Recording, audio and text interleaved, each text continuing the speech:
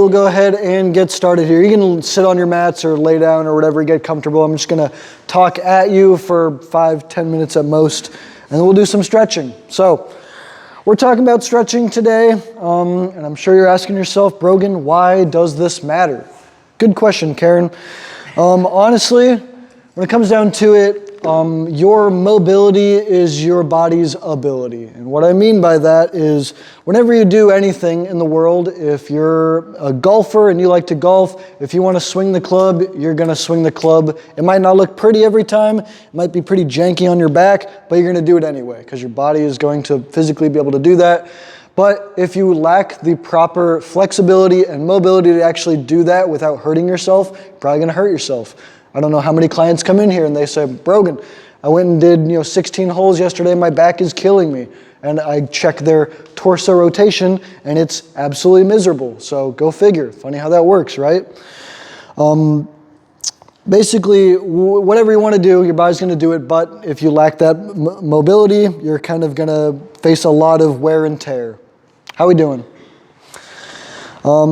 Another reason why is we're looking to improve performance. If you do like golf, if you like gardening, if you like running, if you like playing with your kids, with your dogs or anything like that, and you want to do that for a long time and feel better while doing it, then again, mobility is pretty much your key to being actually able to maintain that quality of life and do the things that you like to do and get better at them. If you like doing things at the gym, you can get better at them if you improve your mobility and flexibility. Got some mats over there if you need some.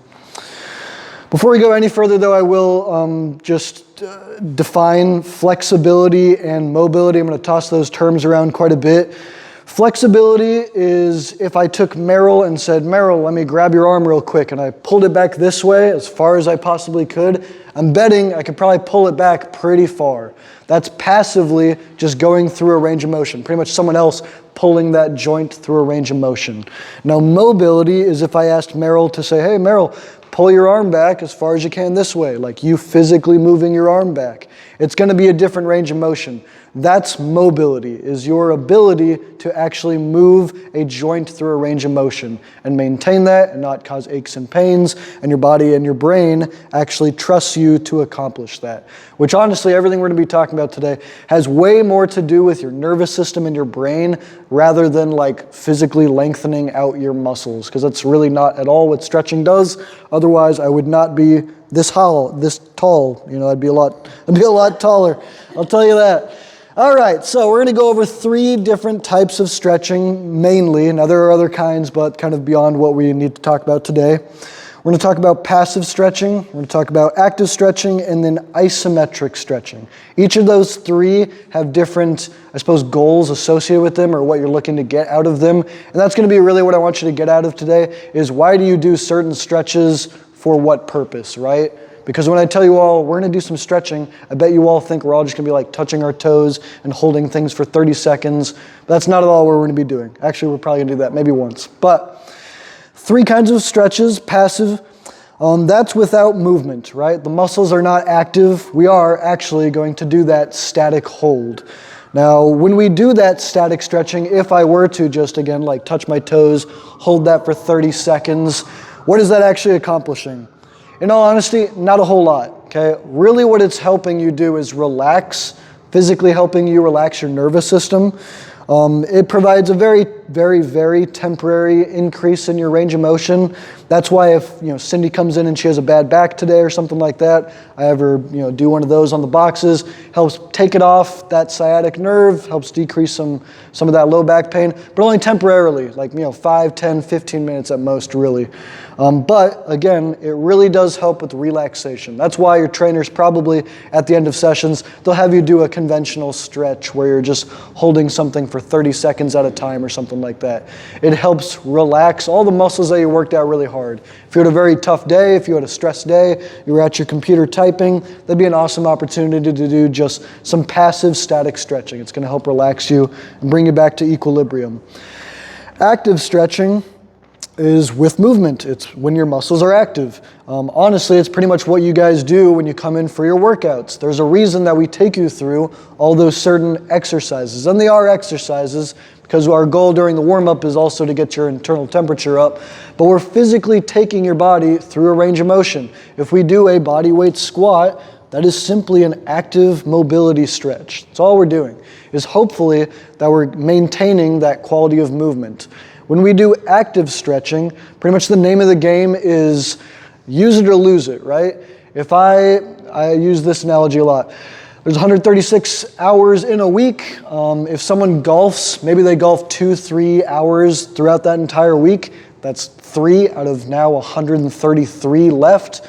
If that 133 you're sleeping or you're doing a sedentary job or something like that, and you go out there on your course and you think you're just gonna walk out there and just crank the ball easy as you like, it's probably not gonna go very well. And that's why they always come in and their low back hurts. Or we play pickleball and all of a sudden that shoulder acts up. Am I right, Sharon? Come on. Yeah, so if we do things that, if we're having a relatively sedentary life, and not all of you are doing that, of course, but if we just go ahead and sit on the couch most of the time, and then we go and try and do that activity is probably not going to feel as good as it could. Because you weren't moving around, your body wasn't adapted to it, it wasn't really ready to go. And your range of motion, your body wants to get rid of what it doesn't need. If you're training your body to say, honestly, 90% of the time I'm just chilling out on the computer or on my phone or something like that, hanging out, your body's gonna literally take away that range of motion because it doesn't need it. But then when you go to do that thing, or when you wanna get back into hiking, or you finally have the time to garden and stuff like that, and you go and it hurts now, yeah, no shit, duh, it's gonna not feel super great. You didn't do it all that time, okay? So pretty much holding on to what you got is when you're doing active stretching. Use it or lose it, okay? Brings me to isometric, the last one we'll talk about here, and then we'll get going on the actual stretches. Isometrics are essentially holding a position and then firing up that muscle associated with whatever joint we're doing.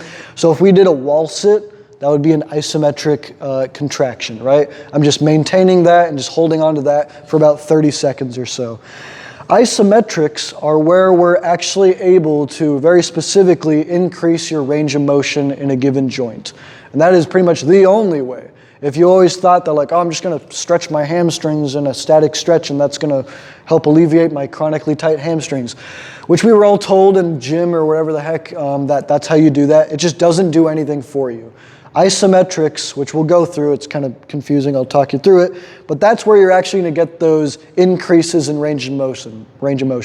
And it actually happens pretty quick. You can pretty much track it over a week. If you were to do it twice a week, 3 times a week, you'd see a pretty quick increase in range of motion on whatever you're working on.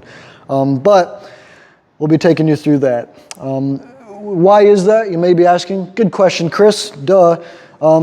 What we're getting to when we're actually increasing a range of motion is essentially allowing a new threshold of your stretch reflex. If I hinge over and this is about as far as I get before my hamstring tells me to stop, that's what's called your stretch threshold, essentially. And that's telling your body, your brain is literally saying, if you go any further, there is potential for injury, so I'm just gonna stop you right there. Now, when we do these isometric stretches, we're basically going to be training our body in those stretched states to say, no, this is actually safe. I can do this, and we can kind of keep improving from there. But that's what we're looking to do. We're looking literally to just work with the brain a little bit. Your brain is looking to keep you safe. It doesn't want you pulling a hamstring, but we just kind of got to push it further and further, otherwise we're just going to get tighter and tighter. So, that was a lot of words. Let's do some stretching, huh? Please. Is there a ratio? In other words, stretching to activity or non-activity? Because remember you talked about so many hours in a week. Sure. So is there a way to figure that out? Like if you're going to golf that day? Sure. Should you stretch for an hour? Or is there Are you asking before or after, or I would assume you would stretch before. Yeah, good question. That's another, maybe that's part of it here, Sharon, yeah. Yeah, I suppose, ratios wise, honestly, I wouldn't get too lost in the weeds with that. I would just say, there's no way you're going to be stretching for an hour. So unless you do, that's more power to you. But honestly, I would just say, with a lot of things, including foam rolling or activity, really, you're looking for frequency versus intensity. And what I mean by that is, I would rather you get 5 minutes every single day versus 50 minutes one day. I think that would be much more worth your time. And as far as before and after, it's probably do both. But different reasons. You do active stretching beforehand, you do passive stretching afterwards. So, and we'll get more into that. Anyway, good question though. All right, we'll start off with an easy one. This one's gonna feel good. So, we're gonna be in a half kneeling position. I have a lot of clients do this, so it's nothing new to a lot of you, but essentially getting into child's pose, sitting back, getting some big deep breaths. You're gonna hang out through the center for 30 seconds, or 6 big deep breaths. Then you're gonna go to the left, switching over to left, again, 6 big deep breaths while you're over there, and then you guessed it, we'll do that exact same thing on the right side. 6 big deep long exhales. Yeah, knees will pretty much stay facing forward, and we're looking for that nice side stretch when we go to the sides, thinking about lengthening out. The long breath exhales actually do matter. I don't just say that for fun. You go down again to the side? Yeah, you're sitting back. Yeah, you're sitting back the whole time. Yep. You should feel pretty much a big stretch along the side there, hitting your lat muscles. If you got achy shoulders, if you got an achy upper back, this one is excellent. Even like a lower back, this one helps relax all that. If you finished a crazy pickleball session, this one's a good one.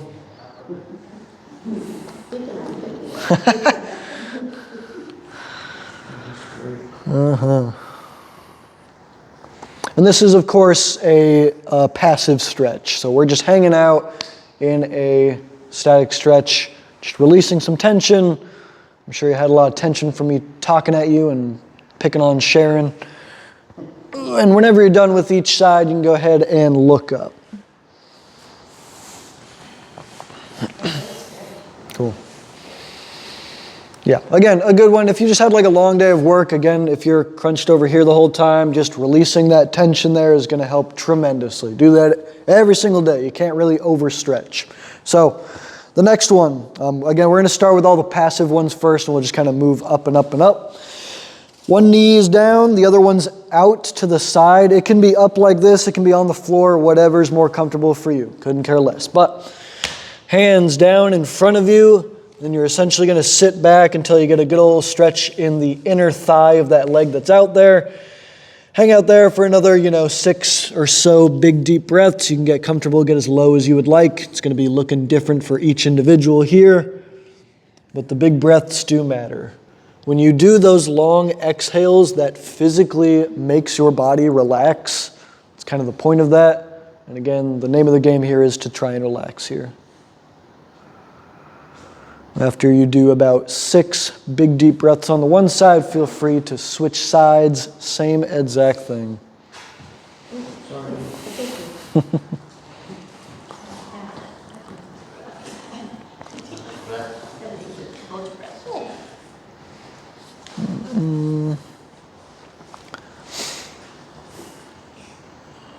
Excellent. And you'll know, and a lot of the things we do here are all pretty much going to revolve around the shoulders and the hips, because 9 times out of 10 that's going to solve your problems as far as any aches or pains. It's almost always going to involve the shoulders or the hips.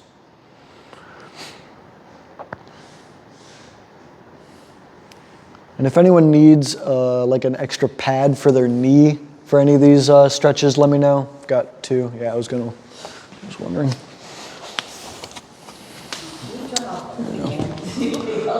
Fan's a little cold. Love, would you be able to shut off the fans when you get a chance? I'm cold, Sharon. I'll back you up. I've been cold this whole time, but I've been toughing it out. Cool. Boom, boom. Yeah. It's always on. All right. Another one. This one's going to be more in the hips again. We're going to chill around here. So we're going to lean over, look for a nice stretch. Hang out here for about another 6 big deep breaths. Probably be the last passive stretch we do here. But this one's getting a little bit closer into the groin here. A lot of times low back pain does tend to stem from the hips. This one's a good place to start as well. And all those aches and pains, again, those are usually a result of just poor movement mechanics. And it's not really a fault of your own, but it is something you got to deal with and address. Again, about 6 big deep breaths here. Once you're done with that, you can go ahead and switch sides. Same thing. Similar story with the knee. Your knee is actually just an unfortunate neighbor. 9 times out of 10, it's going to stem from the hips or the ankles.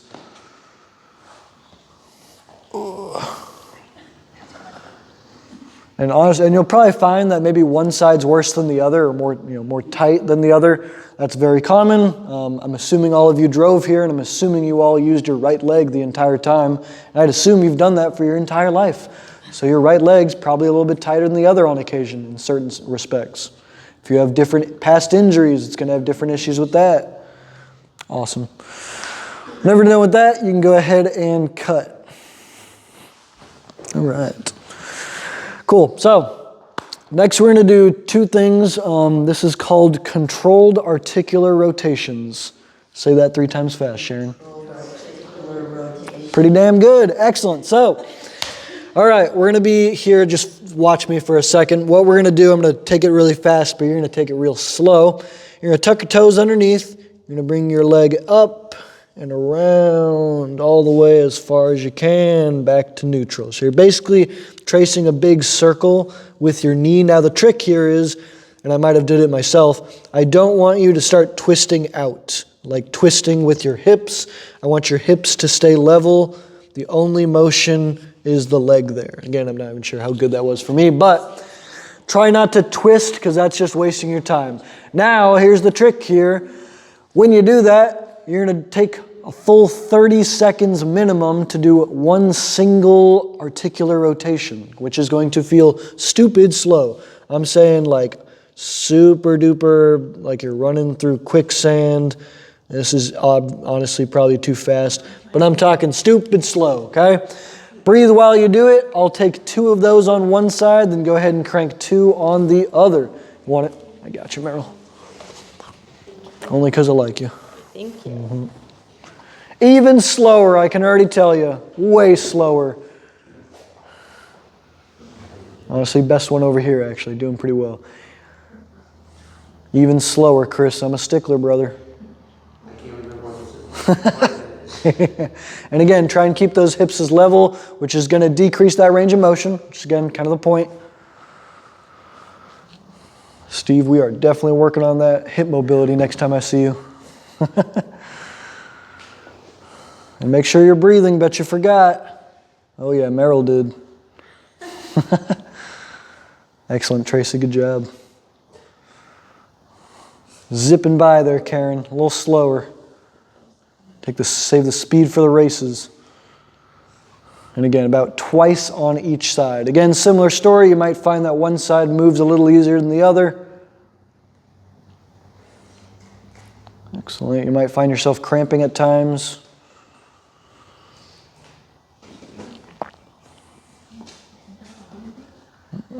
Yeah, oh yeah, kind of a killer. Oh, that too. You can double fold your mat. Or you can even just grab another mat. Is there another one in there? There's those ones right there if you want. You just put those on the... Yeah, and you can fold it up or something like that, put it there.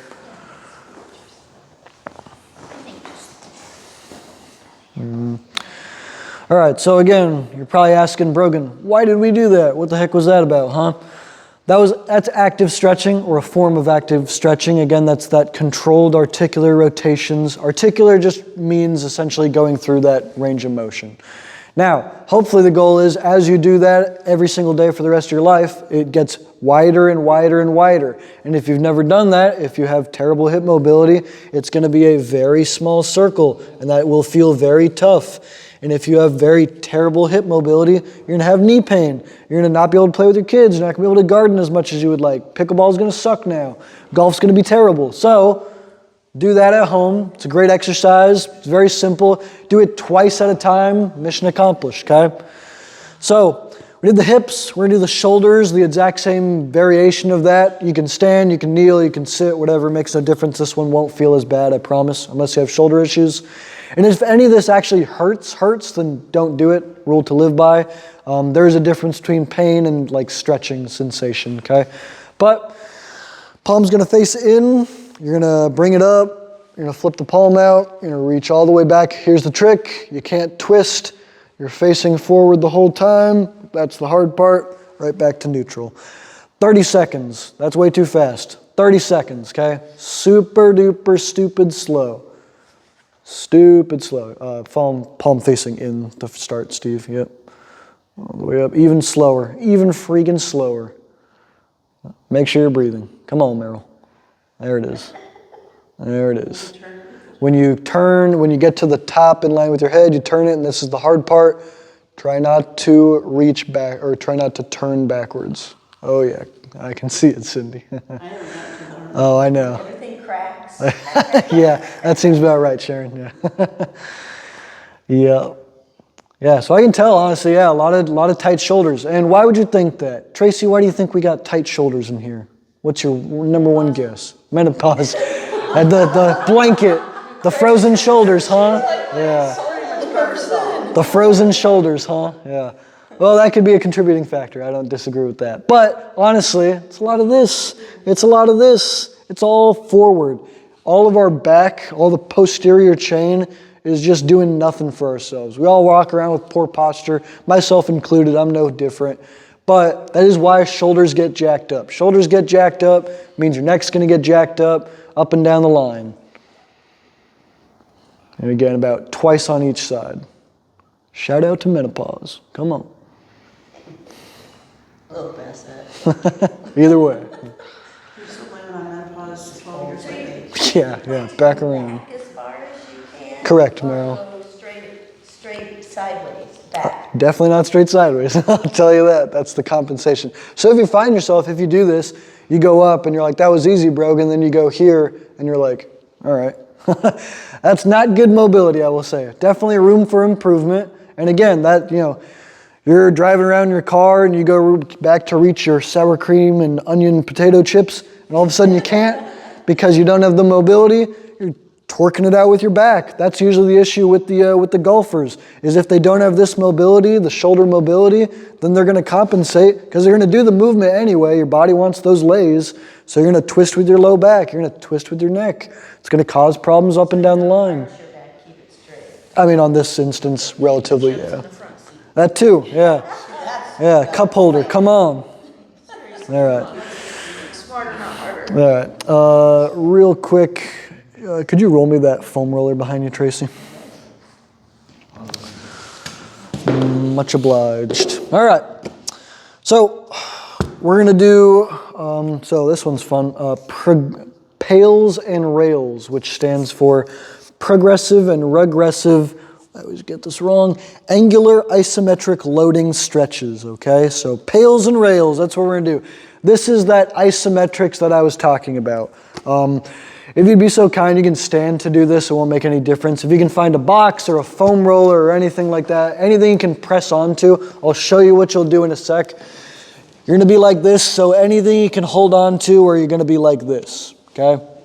Anything you'd like. You can do the, you can use the bars, anything. Anything you can press down on, Tracy. That'd be the one difference. Yeah, use a foam roller. Foam roller is probably going to be the best, just putting that out there, but do what you want. All right, now you all can look back at me real quick. So, progressive, angular, isometric, what is it again? Loading stretches, yeah, duh. What you're going to do on this one, we're going to work on the shoulders this time, and then we'll do one for the hamstrings, which can't wait for y'all to do that. But hands are going to go on top of this. I'm going to talk you through this. Just watch for a second. We're going to hang out in a stretch for 6 big deep breaths, just a conventional stretch. After 6 big deep breaths, you are going to try and smash your foam roller down like it's a pop can. You're not going to be able to do that, obviously, but we're going to maintain that stretch. We're going to fire up the muscle while we're in that stretched state, training our brain to say, this is okay, I can do this. After about 10 seconds of that, you'll get deeper into that stretch, and then one last time, try and smash it down, okay? So conventional stretch for 6 big deep breaths. After that, try and smash it like a pop can for about 10 seconds, and then we'll do one more stretch and then one more smash. You can go ahead and get started. Just the 2 times. Yep. Yeah, repeating that process essentially twice. We're not looking for maximal effort when we're doing that. We're looking for 50, 60, 70% of what you got. But we do want to maintain that stretch while we're actively pushing down on that foam roller or whatever you're pushing down on. Where should we feel the stretch after this? Lats, which would be kind of the side. You'll probably feel in the shoulders, specifically you, Cindy. You're probably My entire lower back. that too. And sit back a bit then, Cindy, a little bit. And yeah, again, all those issues stem to different parts of the body. How long should we push for? Just about 10 seconds. Yep. And we'll do it twice though. Yeah, it's a workout. Yeah, no joke. Just wait till the next one. I'm excited. Yeah, big deep breaths, Cindy. But again, this is pretty much the name of the game is increasing that shoulder mobility on this. Oh yeah, Chris, you feeling it, brother?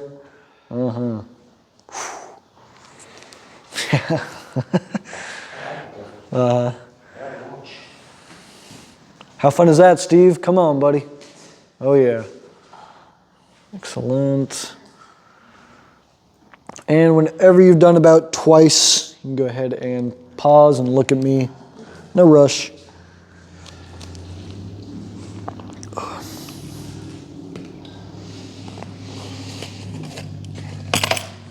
Cool. All right. So honestly, probably maybe a little bit painful on that at times. Like it's not as passive as the other ones for sure. But again, that is where you're going to monumentally get those increases in range of motion. You can kind of play with that kind of stretch with a variety of different like movements. Even like the child's pose at the beginning that we did. If you literally just did that and tried to fire into the ground, that'd be a similar story, similar experience.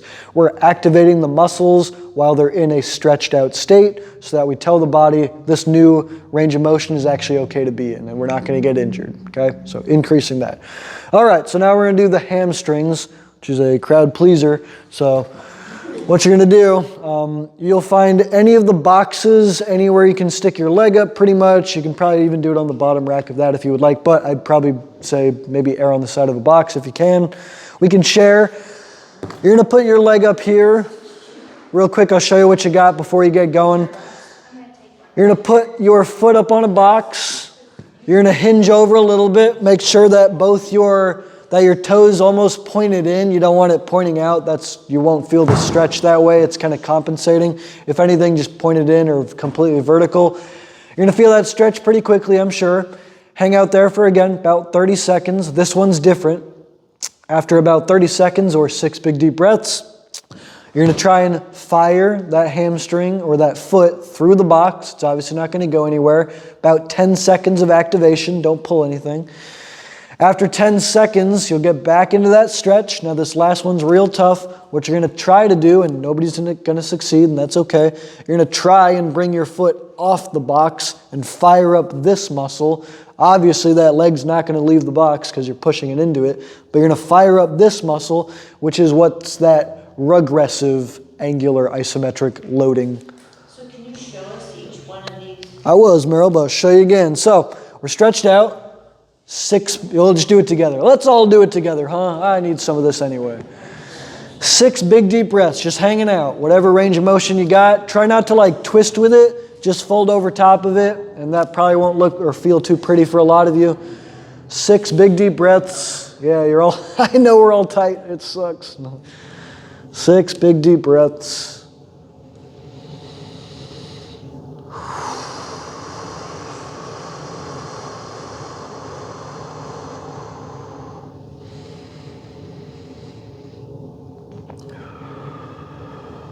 All right, once you got about 6 of those, now we're trying to fire that foot through the box. Good luck. About 10 seconds. 10, 9, 8, 7, 6, 5, 4, 3, 2, oh yeah, 1. Awesome. Now back into that stretch a little bit deeper if you can. Same thing, same leg you're using. Leg ain't moving.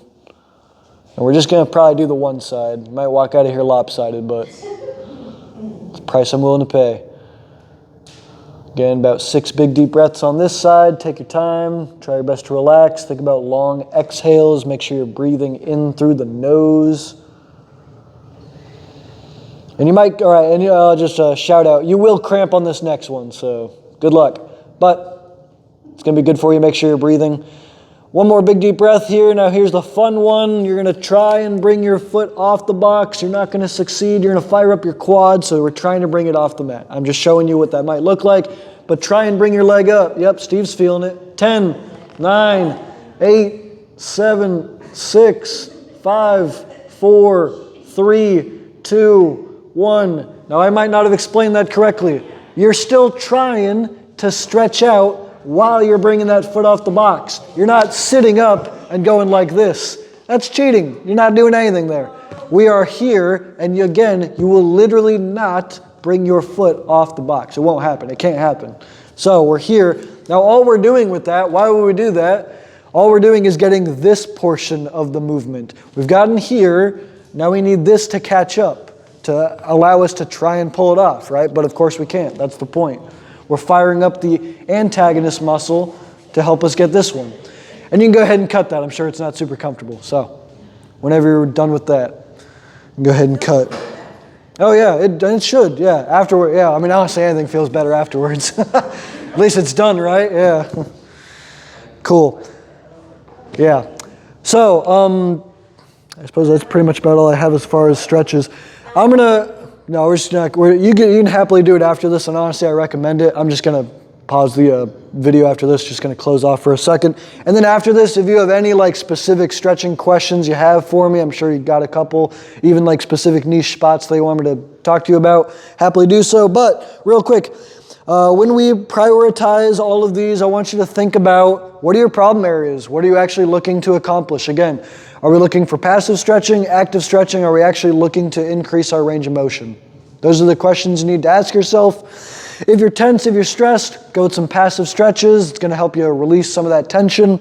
If you're looking to kind of just move and feel good, and if you're honestly just a little bit tight in the morning, motion is lotion. Some of those active stretches are going to be really good for you. That's a little bit better than that passive stretching in the morning. And if you're actually looking to increase your range of motion, decrease your likelihood of injury, that isometric stuff, and there's a couple other stretches like that, those are going to be your bread and butter. Those are actually worth your time. You can do that once a week, 2 times a week, 5 times a week, whatever, but just do it when you can.